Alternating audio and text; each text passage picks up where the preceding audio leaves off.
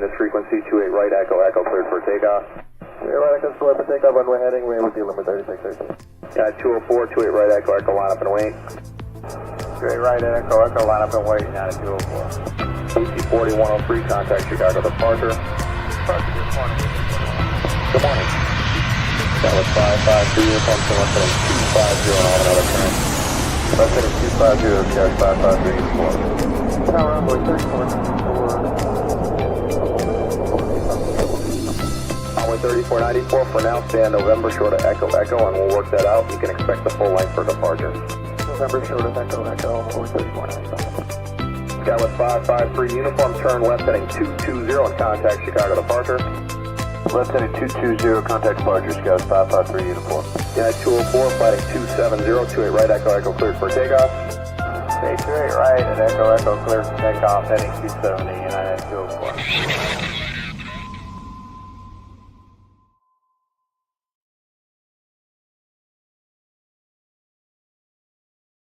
Hey, pal. Hey, guys.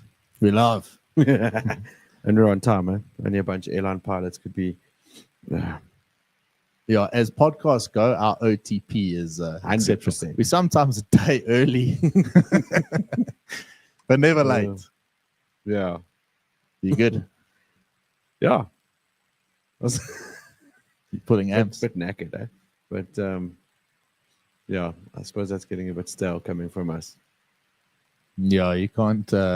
You've been playing that card a bit much. Too long.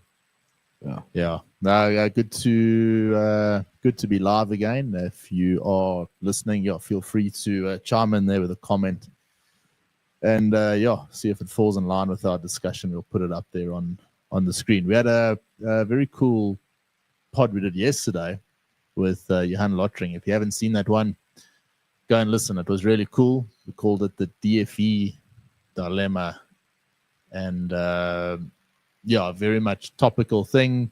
I think a lot of people will relate to that and see what's happening here in the industry locally. And Johan had a few nuggets of wisdom there. It was a nice pod, and it was nice to get back to that sort of exchange with someone else on the podcast. Kind of missed that. And a whole range of things led to us stopping that back in the day, load shedding being one, which bloody started again last night.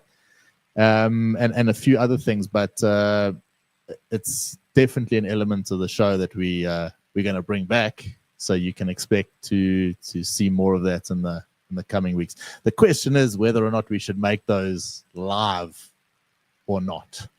Yeah, I suppose we'll figure that out as we go.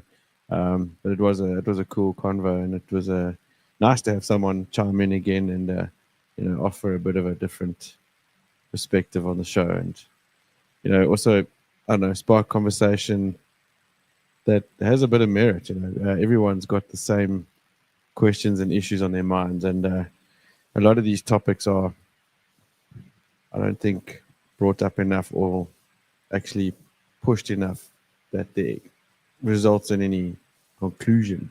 Yeah. So if you don't know what the hell we're talking about, go listen to that episode. It was very cool. But let's jump into this week's sort of debacle, I suppose we could call it, going on. I got this out of Flightline Weekly. This is my new favorite spot to get Gen. Yeah? Yeah. Run by a cool team, actually. It's a South African thing, isn't yeah. it? Yeah. And I don't know, the articles are just nicely written. They seem nice and factual, and definitely a nice place to get your Gen. But CEO suspended as Airlink chief blasts ATNS. I'm sure you heard Roger's last speech there. Yeah, there was quite a bit on the interwebs about his last speech here. What was it, at the Barca summit there in Skukuza? Well, let's go through it here. Obviously, tying in with the headline, Transport Minister has instructed the Board of Air Traffic Navigation Services to temporarily suspend their CEO. Additionally, Creasy has requested the board to engage an independent law firm to investigate, how do you pronounce it, Mdawe's management of her duties and responsibilities as CEO of ATNS. Basically, it's just a debacle there. You wonder if any work has been done whatsoever. gonna go forward a bit here to Roger. He said, in his final major address to the board of airline representatives of South Africa, encompassing various airlines and ground handlers operating within and beyond the country, Airlink's departing CEO and managing director Roger Foster spoke candidly. He concentrated on the condition of South Africa's government-operated air traffic agency, ATNS, asserting that ATNS has created a serious safety risk. We are still denied the use of almost 300 instrument flight procedures that were perfectly fine to use until mid-July 2024, when ATNS missed its deadline to submit the revalidation paperwork to the SACA for reapproval. Foster highlighted instrument flight procedures are fundamental to operational safety.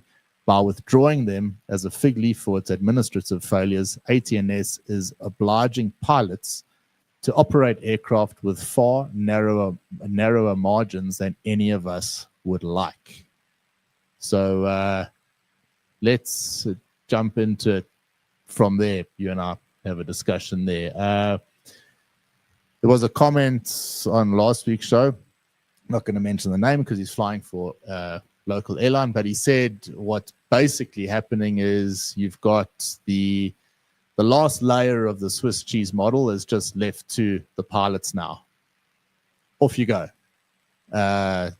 Be very careful because there aren't all these other layers that are supposed to be ahead of there to stop any, something catastrophic happening. But it's actually flipping ludicrous that that's actually allowed to happen with paying travelers in the back of an aircraft. Now, fortunately, in this country, we have some superb pilots, and we've got really good training. We've got very good ab initio training, and for a very long time, well, ever, we haven't had a catastrophic failure accident here in South Africa. So, are we not? What's your famous saying you always say to me? Tickling the what? Tickling the lion's ball bag. Yeah. Yeah. Isn't that what's happening a bit, yeah? Look, I think it's if you have to break it down into the challenges that the pilots have had to face over the last couple of months. So you've got, for starters, when the South African Weather Service website was under attack, you couldn't get weather. So that's an element of stress added to your day, which means you got to carry extra fuel, blah, blah, blah, phone ahead, get weather. It just adds an extra mission into your already oversaturated task of flying an airplane. Difficult day, yeah. And then, add to the complications that now you arrive at a destination and you can't make it in because the facilities don't work, which means you probably have to do holds or go-arounds, diversions. And at a time where crew are being flown to the max of their FDPs as well, yeah, it's not Ayopa. Not. Remember we did that episode on the LRD system on the 7.3, and Mentor Pilot posted at the end of his video, he posted like I'm going to throw a scenario at you, and he used I think it was Salzburg or something, departure there at night as an example. But you've got, take a situation that could possibly happen going into a difficult airport, George.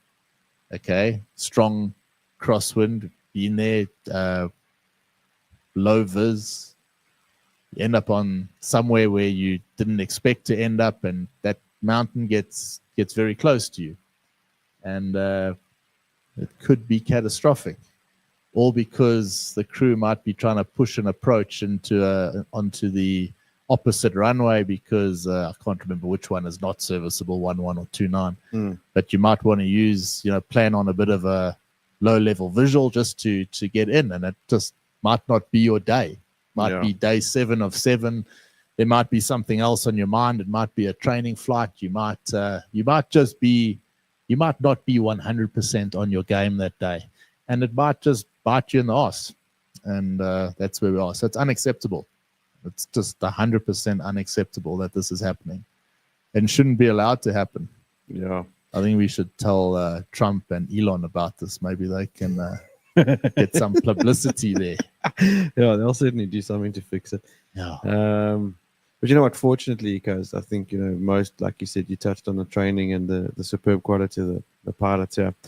The airlines as well, I think, do have very good risk management systems in place in their SOPs, one would think. So hopefully that is one element of mitigation to this very big threat. Yeah, but you're only as strong as that weakest link. True story. So most of the guys are strong and they're operating under strong procedures and nice aircraft and all the rest, but it's not those competent guys are not the problem. Yeah. So what we're trying to say is ATNS, stop dicking around, start getting your house in order and make it safe again. Yeah. Yeah. Make South Africa safe again. That'll be a cool hat for the show. I reckon. All right. Pilots to strike on SA. That was Wednesday. Do you know how that went? It says here they plan to go on strike on Wednesday. The strike is due to ongoing disputes over pay and working conditions. This action may disrupt flight schedules and affect many passengers. SA has been facing financial difficulties in recent years. Pilots hope to secure better terms through the strike. I know you don't have much sympathy. No. Because not whatsoever. You knew what you were signing up to. Where the hell is SAA going to get? Remember, I mean, normally when the budget speech comes out, you watch that and see how much is going to be allocated to the SOEs. Not any SOEs now anyway. But where is Spuri's 2.0 going to get their where are they going to get the money from to pay the guys what they're asking for now, let alone make it attractive enough for more crew to want to join there? Yeah, I don't know. As it is, other airlines here are not going to happen. Yeah, struggling to retain pilots. So I don't know. I didn't even know that they were planning a strike, to be honest. That's how little attention I pay to that crowd. Yeah, tell us what you really think there, bro. Yeah. FlySafair launched a new daily flight between Lanseria and George. Flights start at 14th of March. Prices beginning at 1162 rands. That's not too bad. Leaves Lanseria 10:10, arrives in George 12:20, return flight 12:55. More flights out of Lanseria, the better, I think. But again, going into George in some crappy weather, you might not get there. Yeah, exactly. And I'm pretty sure those prices will be subject to change now because we're going into the school holiday season. So Easter next month as well. So that's usually when the prices go up a few decimals. True story. Right, big story. I know you were into this one.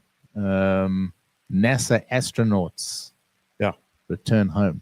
So they finally made it back. Remember, we asked ourselves the question, was it a couple of months ago on the show, like, had they made it back or hadn't they? And we weren't quite sure. No, I kind of thought they had got back. Shame, man. They've been stuck up there for nearly 9 months. But old Elon was tasked with the job of making sure they get back. Trump said to him, listen, Butz, you better send your bucky up there and get them. Mm-hmm. So he delivered, and they landed back on Earth Tuesday afternoon.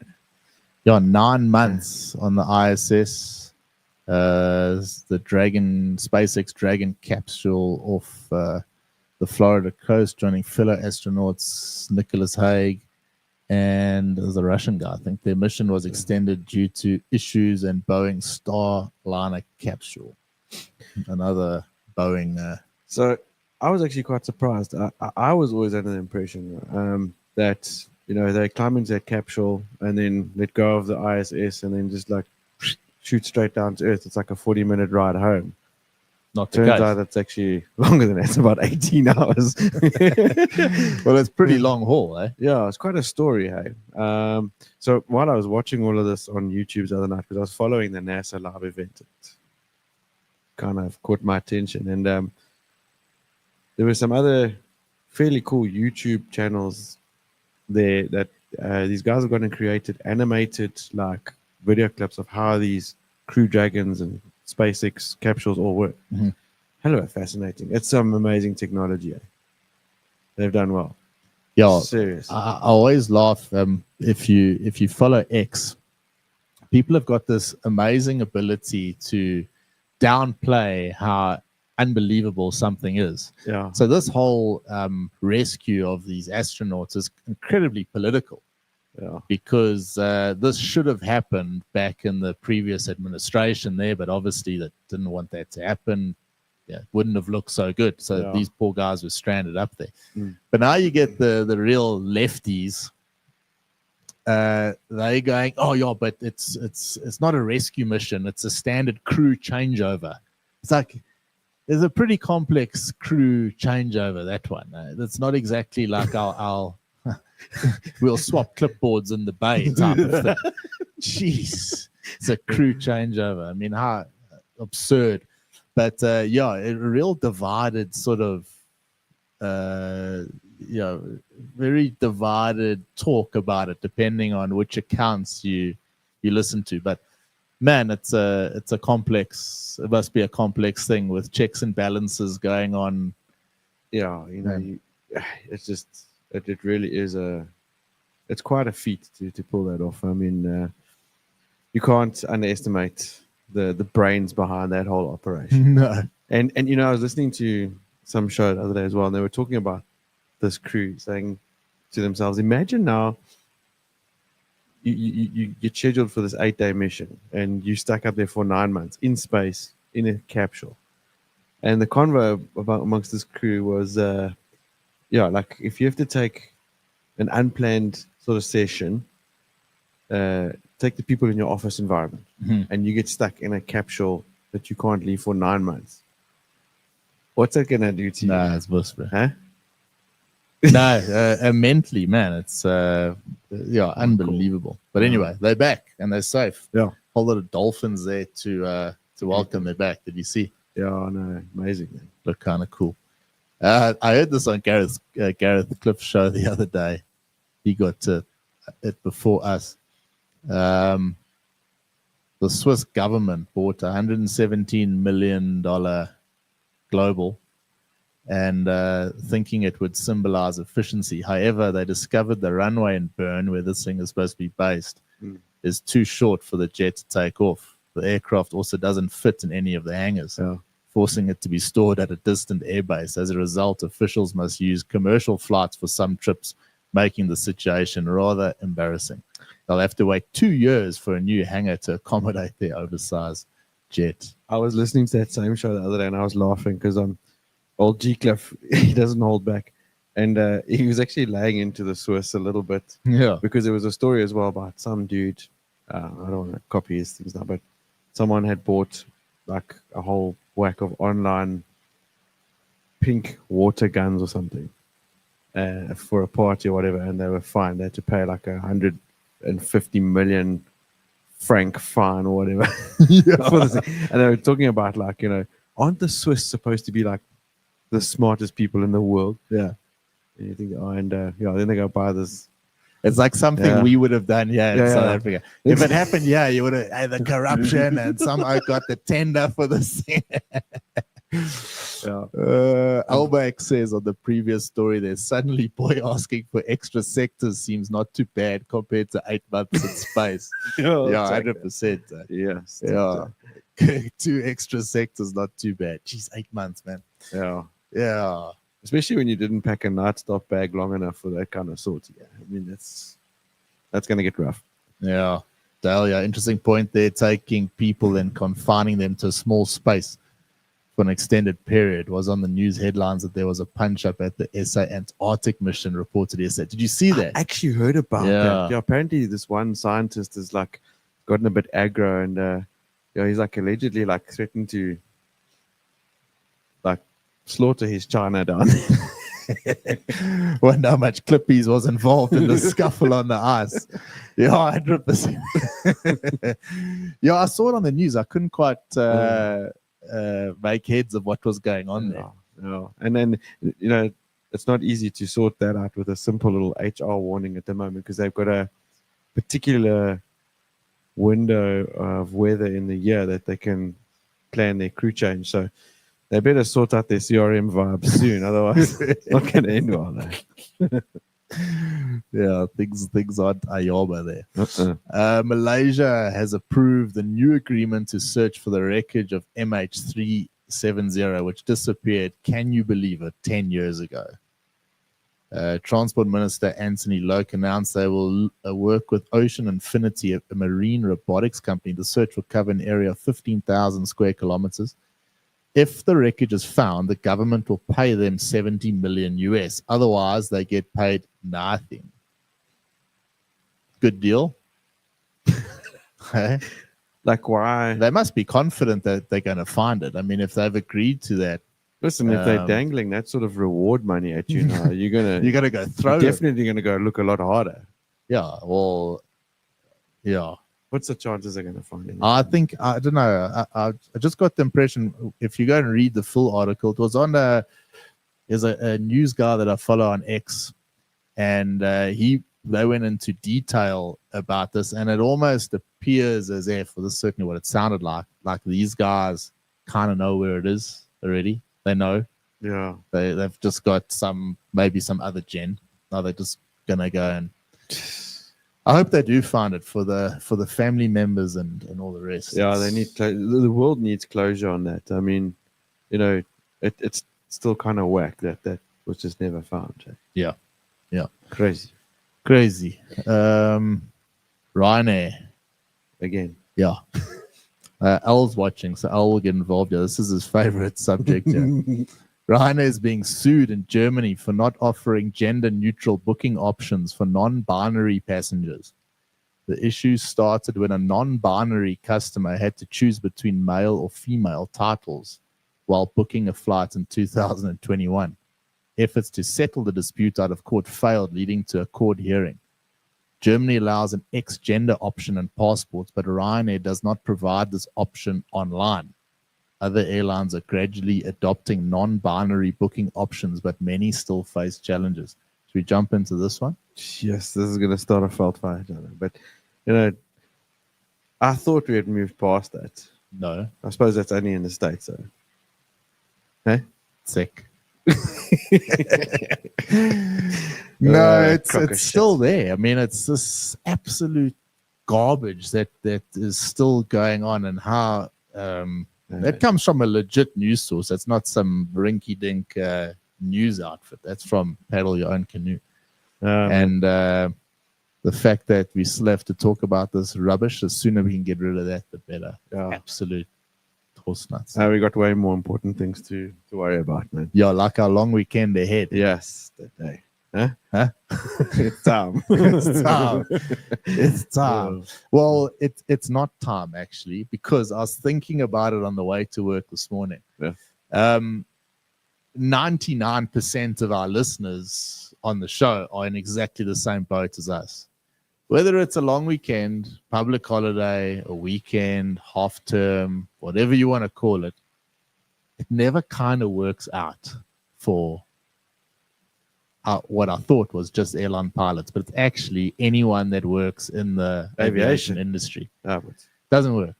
So you get this public holiday coming up, long weekend, a lot of people going away. You going? Where you go? You going fucking nowhere. You're going nowhere. Yeah. It just doesn't. Yeah.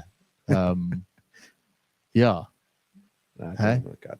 It doesn't work out. It's one of those things that when you were growing up and you were in school, it was tangible. Yeah. You could get stuff done and look forward to the long weekends. But jump into this career, you realize a couple of years down the line that you should have read the fine print on the brochure. Yeah. So it's a big shout out to all the aviators, the cabin crew, ground staff, handling, ops, whatever. Yeah. Because you probably don't have a long weekend. And don't worry, we're in the same boat.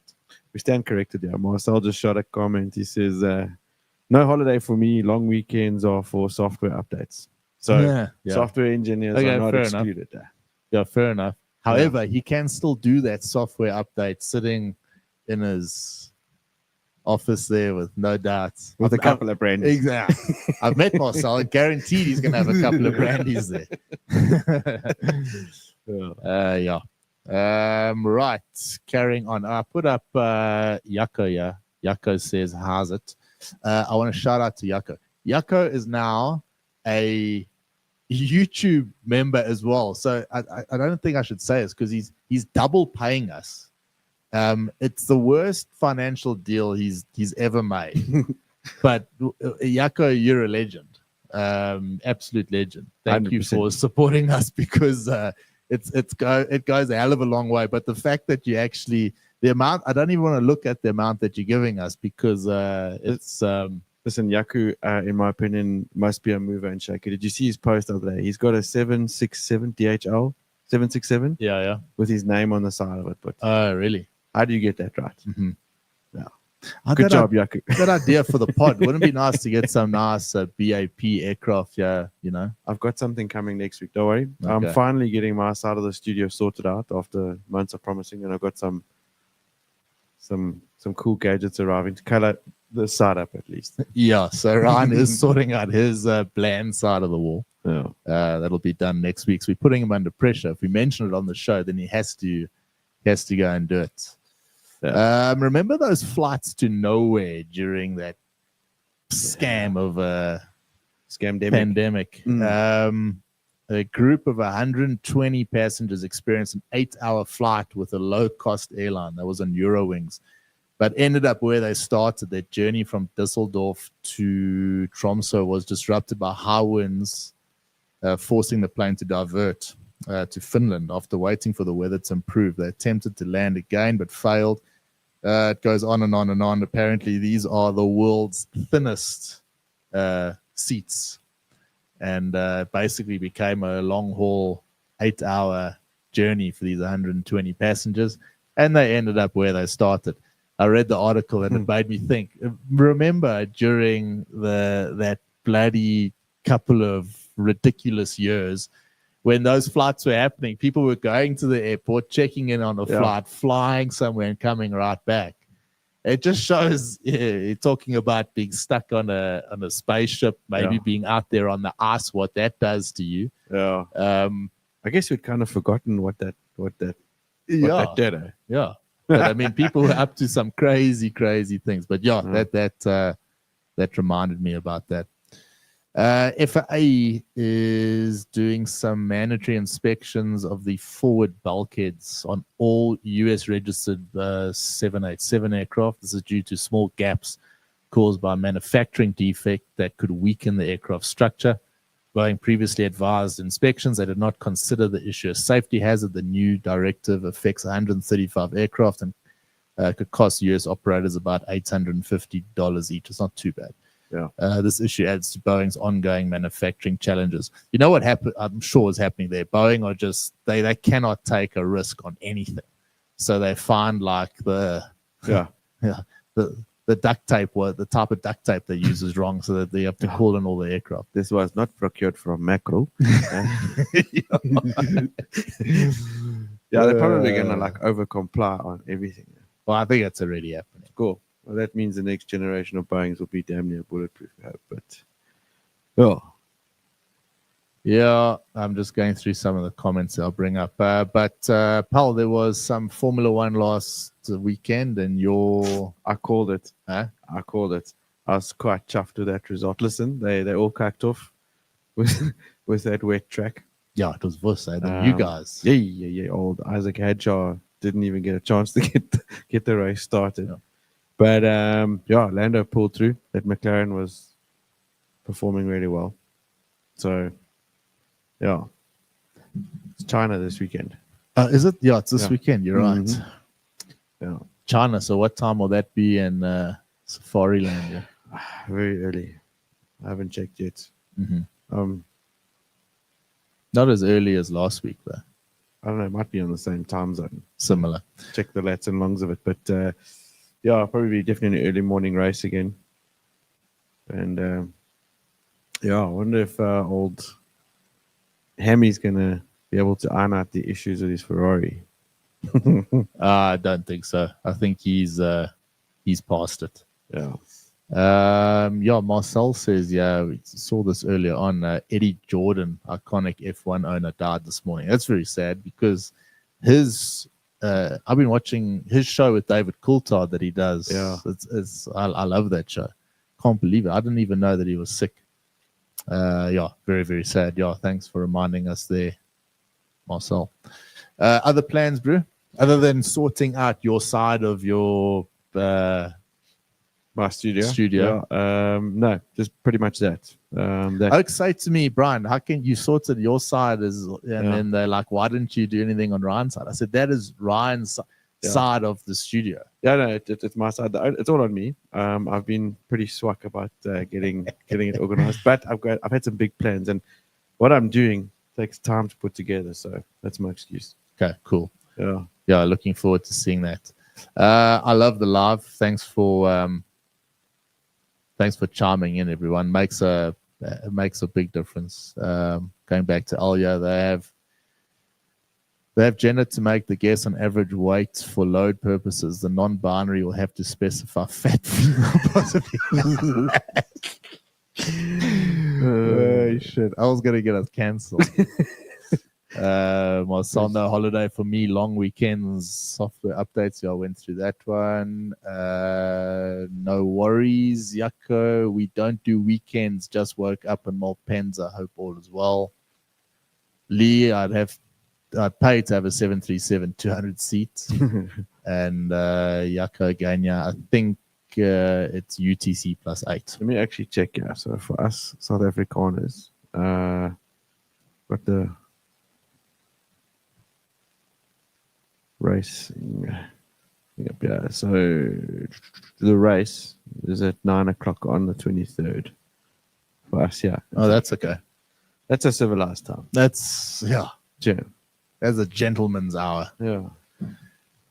I hope you enjoyed, everyone. As I said, definitely going to be back with the interviews coming up, so you can expect a message from yours truly that says, "Hey, don't you want to be on the pod?" Because I'm sure a lot of you do, and it's quite cool. It's very cool, and you can have an opinion about what you think, and it doesn't necessarily have to be in line with what you and I say. Most people are far smarter than you and I, so their opinions tend to differ. I'd say just about everyone is. Yeah. So next week we'll be back. Not sure who we got lined up. We've got a few people lined up, but waiting for some confirmations. But the live is here to stay. I think we've definitely settled into that. 100%. Have a good weekend, pal. Have a good weekend, everyone. Yeah. Thanks for joining us. Take it easy, and we'll catch you on the next one. We'll catch you on the next one. Goodbye for now. Runway 26 left. Back to the Parrock, Indiana's landing.